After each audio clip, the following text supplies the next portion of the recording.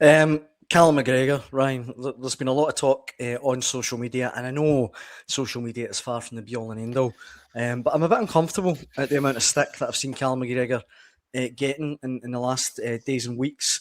I know that he's perhaps not been at his scintillating best this season, but for me, Callum McGregor, when all said and done, all things being equal, is still one of the best players in Scotland. And if he's not been at his best, I think it's more to do with the players around him and the chaos that's been surrounding the Celtic first team this season. What do you think? I mean, it's clear that he's playing with an injury at the minute. Martin O'Neill said that's a good point. He's kind of playing through the pain barrier. So with that, right away, you're not going to get the best out of Callum McGregor. Number two, I've said it for listeners will be sick of me saying this.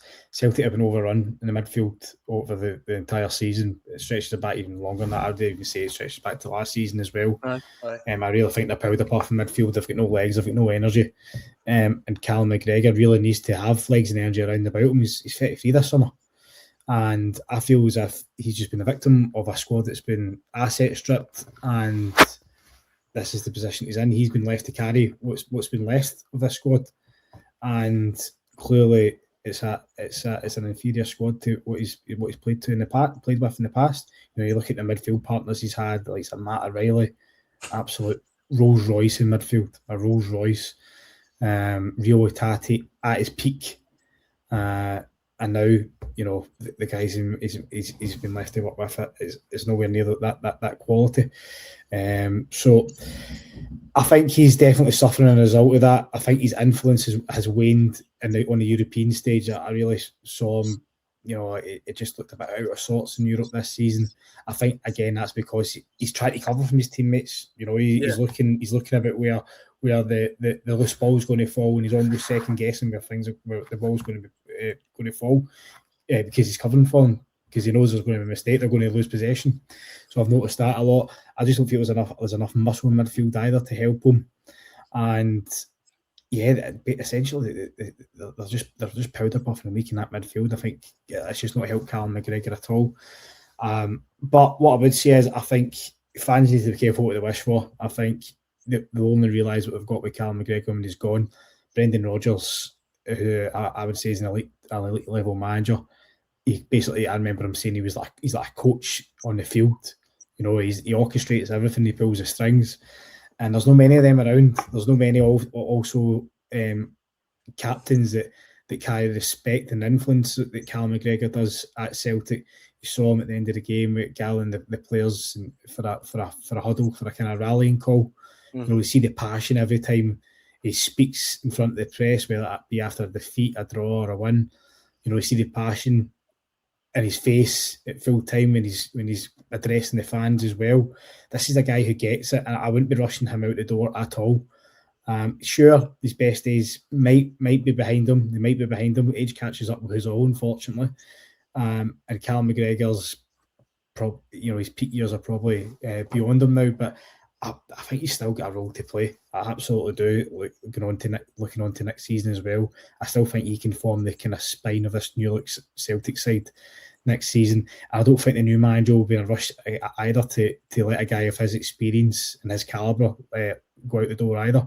There's talk about Brendan Rodgers perhaps eyeing a reunion with him in Saudi Arabia.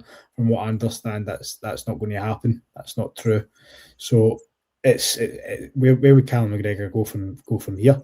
So he's also under contract for another 2 years. So unless it was a mega money offer on the table from a club in Saudi or elsewhere, I don't think Callum McGregor would want to leave Celtic either. He's probably got his eyes set in more history as well. Look at James Forrest being the most decorated player of all time at Celtic. Callum McGregor's not far behind him, so he might fancy himself overtaking that tally as well. So there's just I feel overall I do feel that he's been very harshly kind of judged this season.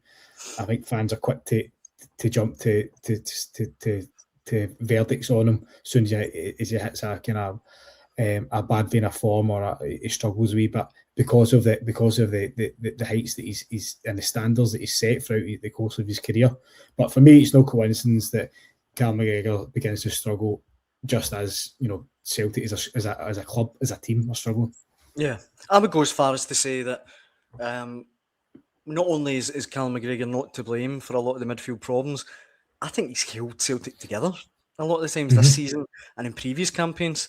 And in the midfield as well, while we're on it, Benjamin Negron, he hasn't scored now in 5 games. The talk about Negron used to be, up till recently, was, oh, listen, he scores goals, he needs to be in the team. If he's no longer scoring goals, do you consider taking him out, do you think? Yeah, I mean, that's another thing we're talking about, the midfield three at the minute and how it's not, it kind of looks dysfunctional. I'm not funny about if Benjamin Negron's not producing goals, then who else is? But also if he's not scoring, it's almost like sometimes it's like an empty jersey in the middle of the park. Yeah. He just doesn't do anywhere near enough. Doesn't contribute anywhere near enough as he should. Like, his numbers are outstanding this season. Nobody can take that away from him. And do you know what? I know there's obviously, he's been linked with a kind of big money summer move elsewhere, and Celtic might be able to hold out for 15-20 million if they can. I think they'll take it. And as I say, you can't fault his goals and his assists, but when you look at his overall game, punters that have watched him every week, it's just not doing anywhere enough. And that's what I mean by Celtic being overall in the midfield. They need more energy. They need more. They need a lot more dynamism in the middle of the park as well. And I just don't think Benjamin Negron really brings that. So, but the thing is, if you take him out the team, then like you say, Dan, who's going to be scoring the goals? The guy scored 19, so there's no other real talisman in that team.